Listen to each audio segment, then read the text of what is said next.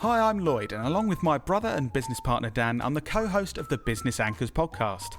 Today we're discussing the wonderful world of the internet, the new media, and why the headline you read this morning could be the cause of some big problems down the line. I feel like we're passing information around face to face with our friends and family that we've heard from the internet that's completely untrue. And I think this is it's having real world really negative consequences. All right, Past Lloyd, we're known for our light-hearted business banter here at the Business Anchors podcast. Anything we can lighten the mood with? Bloke says to me at a networking meeting, well, you gotta milk the cows because otherwise they're gonna burst. So, it's ridiculous being vegan. Great, that does the job. The classic bursting cows argument. That sounds closer to our normal style. Dan also reminded me of the phrase getting done, something I last heard at school when I got done for smashing the staff room toilet window with a football. I think it's The Sun. They're actually getting done for this now. They did a headline when Brexit was a big thing saying Queen backs Brexit. And then I think, the Buckingham Palace came out and said, no, she doesn't. Tell us who the sources were, and then they had to go back on them. So they're just making up shit, aren't they? They are, Dan. That's why as Business Anchors we're here to put this right and enlighten people how they can stop the spread of misinformation. Here's episode 38 of the Business Anchors podcast. We're just a couple of business anchors. Welcome to the Business Anchors podcast. This jingle is slightly too long. This jingle is slightly too long. How do you know if something you read or hear about in the media is true, Lloyd? You don't. God, this is something I am passionate about. Why? Because I genuinely think this is one of the biggest, not necessarily just social media, but the biggest issues in our society today is that people read Headlines and hear things and accept them as the truth so readily. I think it's really causing massive issues.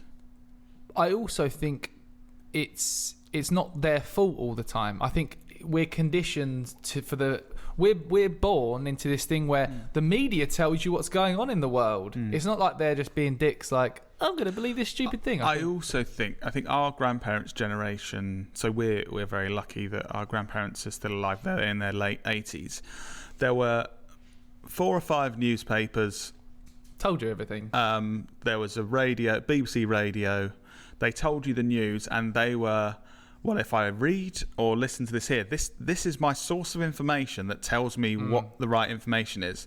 And I think it was probably much more accurate at that point, and there were fewer sources of this accurate information. And I think that's been passed down the generations. So, for example, our parents, that's in the paper. Yeah, I believe that. Yeah. But our generation... And now then there's this new... our generation and the next Gen Zs.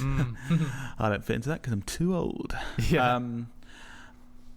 Now there's loads of sources of information on the internet, and you can check stuff.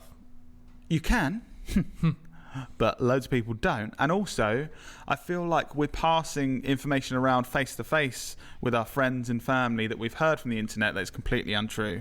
And I think this is I think it's having real world, really negative consequences. So this is, I just think this is really important. Yeah.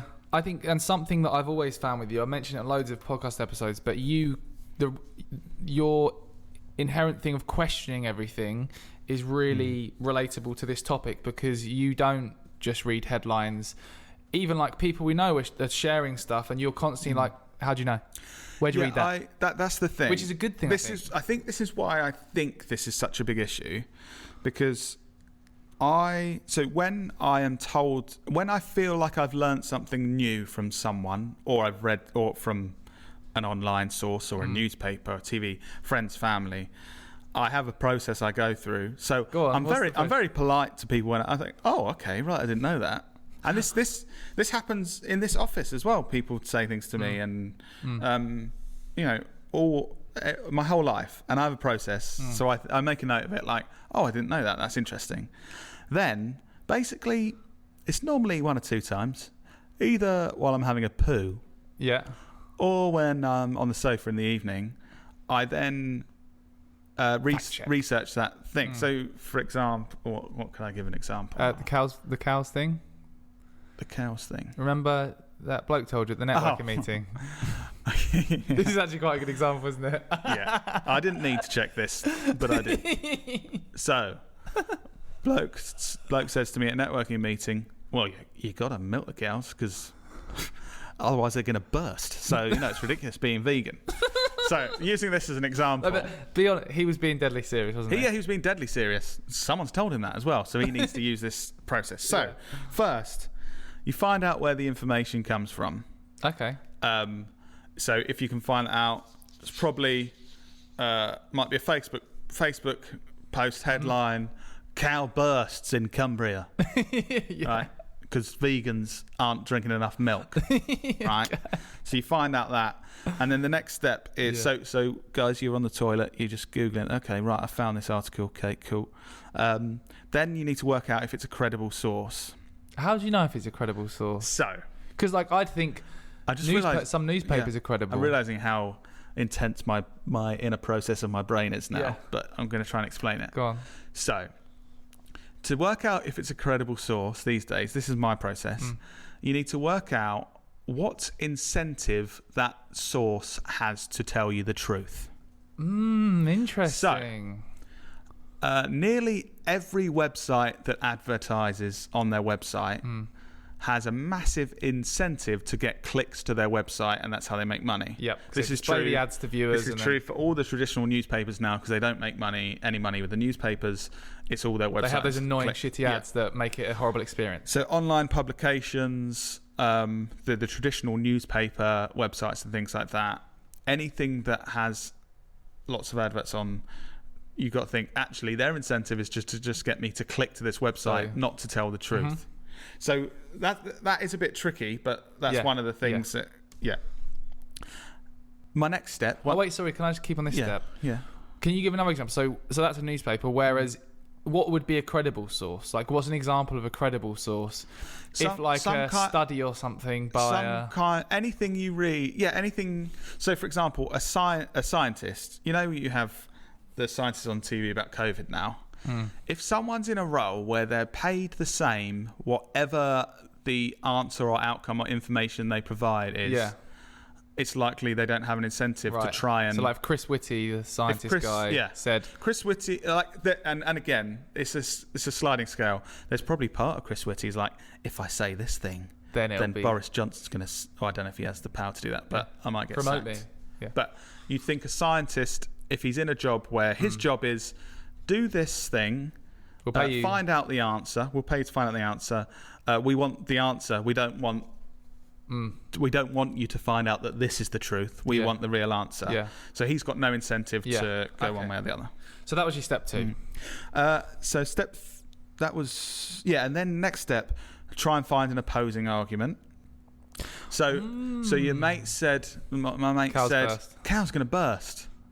So I then have a look and go, is there any... Right, let's see... Is there anything saying actually... Cows won't burst. Vegans don't cause the cows to burst? I mean, that one's actually so ridiculous. It's not an opposing argument. No one thinks to oppose that argument. Yeah. But obviously there's lots of things on... Yeah, that's a ridiculous example. You can find out... actually, how does factory farming work? Oh, they impregnate the cows... constantly to make them produce milk. So if they don't do that, actually cows don't produce milk. You're like, oh, that's interesting. That's a fact of life. So I can trust that. That's biology. And the work out if the opposing thing is a credible source. Yeah. Oh, yeah, I'm reading this in this study that cows produce... only 1% of cows produce milk when they're not pregnant or just had a child. Can I just add one thing to that in terms of studies? I think you also need to really look at who funded the study, because before this podcast I was looking up, there's an example of a pasta company that funded a study to see if pasta stops you having heart disease, and they found that in... What a surprise. They found that in rats, there's a chance it could stop you having heart disease. But it was funded by a pasta company. That's interesting, because obviously those scientists, imagine... highly motivated. Pasta company, we'll give you $500,000 to do this study. If you find... By the way... We're a pasta company. We want to find out if this is good for health or bad for health. And do you know what? We might fund other studies if if this goes well. Oh, what a surprise! Yeah. Pasta is good for your health. Yeah. Yeah, so you're definitely right. Cool. Yes, so once you've done that, both sides, then you can make a judgment. So, Yeah. Then there I more make steps? a judgment. No, not the Oh, okay, cool. So, where did they find that information? They Yeah. found it here. Is it credible? What's the opposing argument? Is that credible? Now, what's Now my actual opinion? Yeah. So I Cool. think this is so important because obviously, if I didn't have that process, how many people would I have spread the fact that cows burst if they're not milked? Yeah. If vegans continue to not drink milk, Yeah. cows are going to burst. Bloody vegans, that's what you'd be telling everyone, yeah. Have you noticed there's blood and guts all over the farms where they're just bursting because people are drinking almond milk? Bloody hell.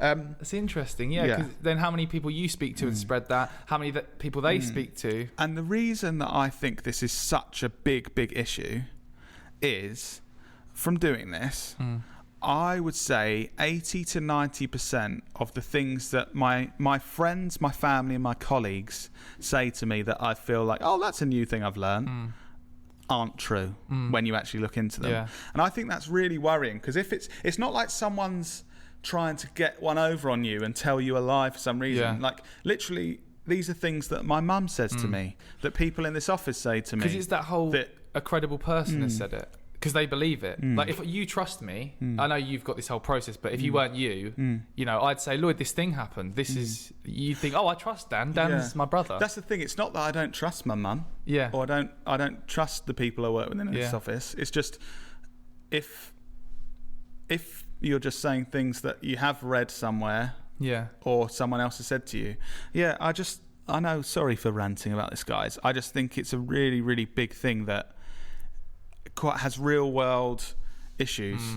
And I'm sorry, I've got an example, but I feel like I'm ranting about this. No, go on. No, for example, I made sure I want to back this up with something that's actually happened. So this happened 17th of March. Okay. So cool. I'm not sure when this goes out, but 2021. So the Daily Mail puts out an article on the 21st of November 2020. Yeah. Showing statistics of deaths, showing that actually more people haven't died in 2020. So is this COVID thing really causing more people to die? So it's like overall the deaths are the same to last year, right? Yeah. Okay, get it. And this is something that anecdotally I've had one of my closest friends say to me, that actually COVID, there's not many more deaths. It's nothing wrong This with is it. something someone in this office has said to me, and my auntie has said to me. Okay. Okay. And it was headline. They were showing this diagram. No, not more deaths. So that was Daily Mail, was 21st of November. This is in the Daily Mail, Yeah. showing a graph with data. Yeah. Saying this is the case. Must be real. So months later, on the 17th of March, there's the viewers might be able to see, but a very, very small, would take up about, I don't know, 10% of a page of a newspaper, that they had to correct themselves. Basically, it was just all complete lies. The data was completely inaccurate. Really? They basically said, obviously you can read this, guys, it's online. Clarifications and corrections from the Daily Mail. And it said the data was wrong. We presented it in a way that was misleading, and it's wrong. But that's since November, probably hundreds of thousands of people in this country have thought that's the truth. I've seen that, and then told people they know. And it's had real world consequences. They shouldn't be allowed to do that. There's another example as well. I think it's The Sun. They're actually getting done for this now. They did a headline when Brexit was a big thing. Well, it still is, but I mean... When people cared about Brexit because COVID wasn't a thing. Yeah, before COVID, Brexit, they did a headline saying, Queen backs Brexit. And in it, when you look at it, it says 2 unnamed sources they got the information from. They didn't name them. And then I think, the Buckingham Palace came out and said, no, she doesn't. Tell us who the sources were. And then they had to go back on them. So they're just making up shit, aren't they? It's worrying though, because is it Rupert Murdoch who owns a load of the media? It's like such a powerful tool to influence. It's just like the Facebook scandal with what was the company called? I can't remember what the company is called. Where they did quizzes. Oh, Cambridge Analytica. That's it. And then got all that data, and then targeted people with ads to influence the government.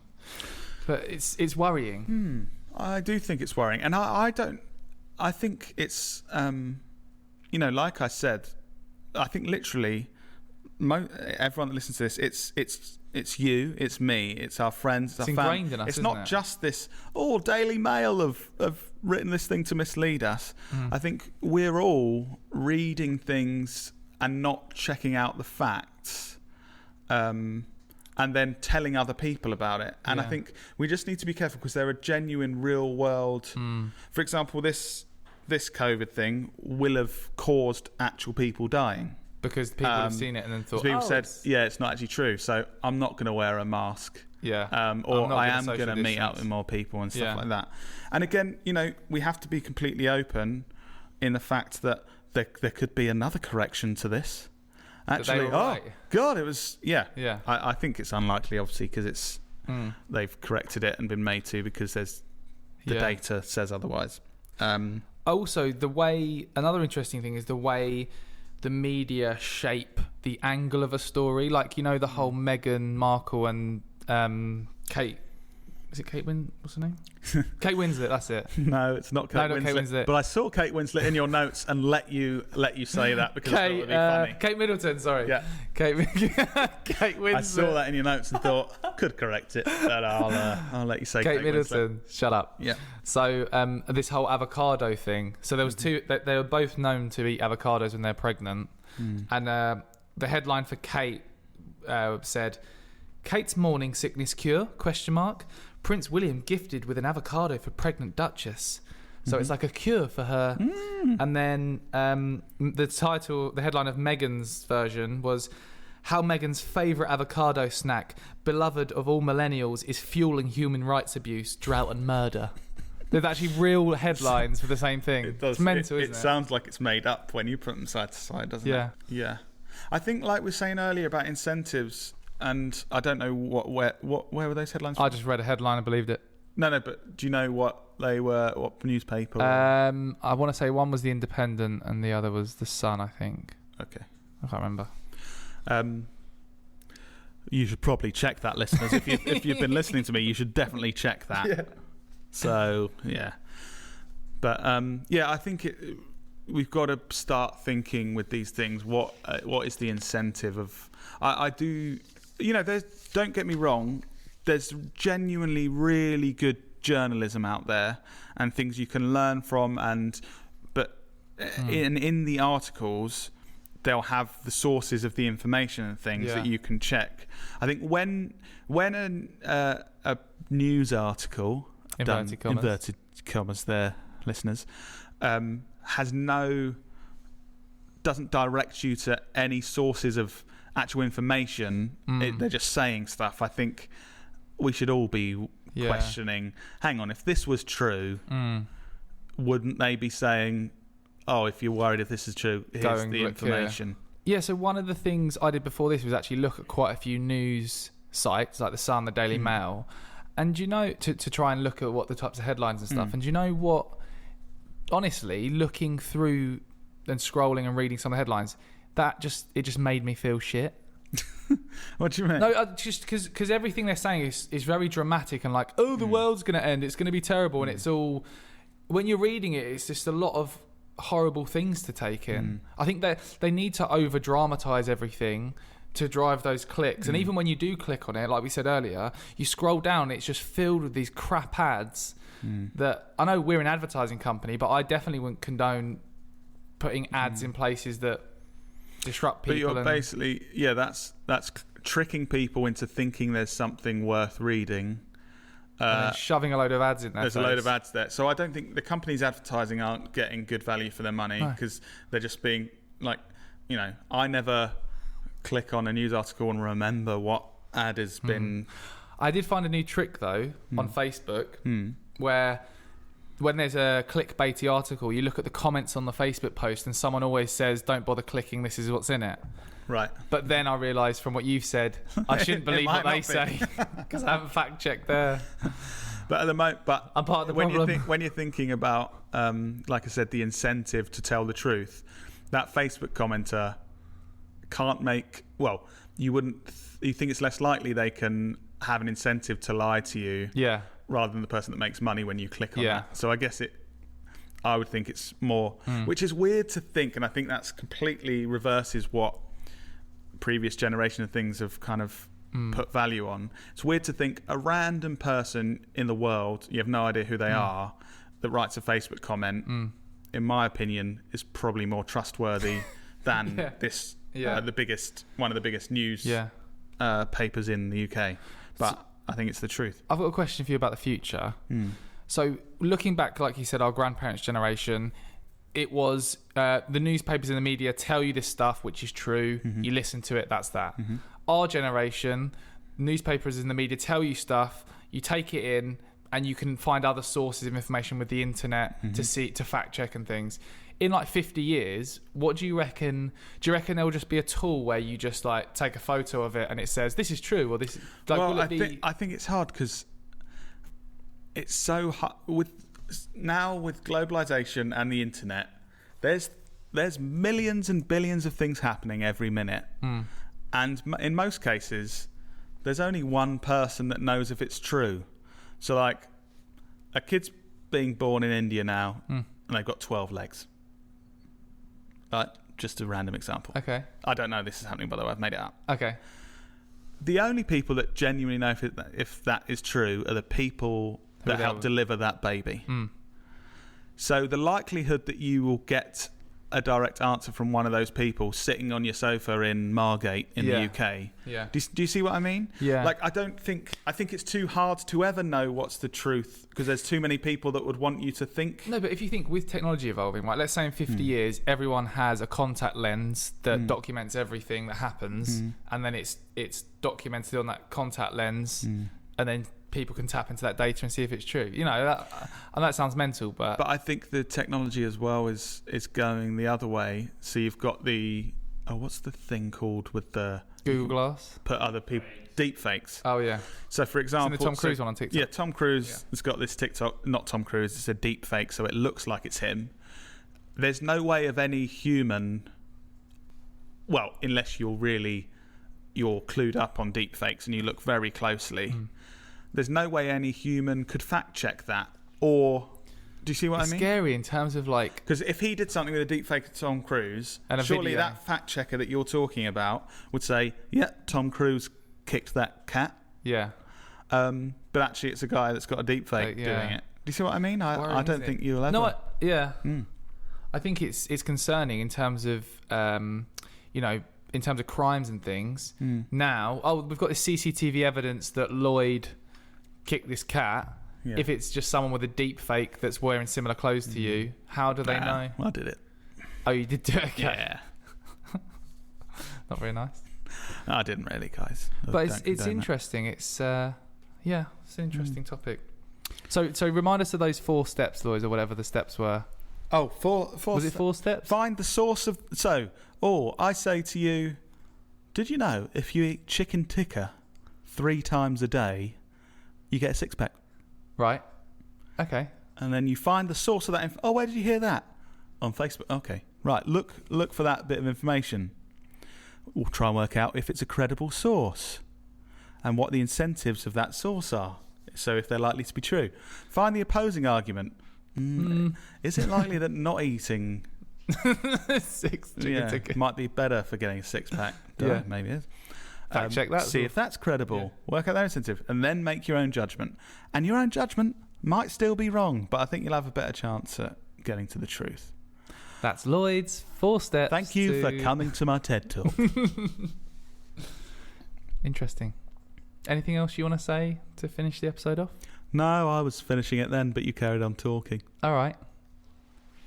Have you got anything else to say, Dan? No, I was finishing it then, but then you carried on talking. Cool. See you later, guys. Tune in next week for more Business Anchors fun. Check your sources.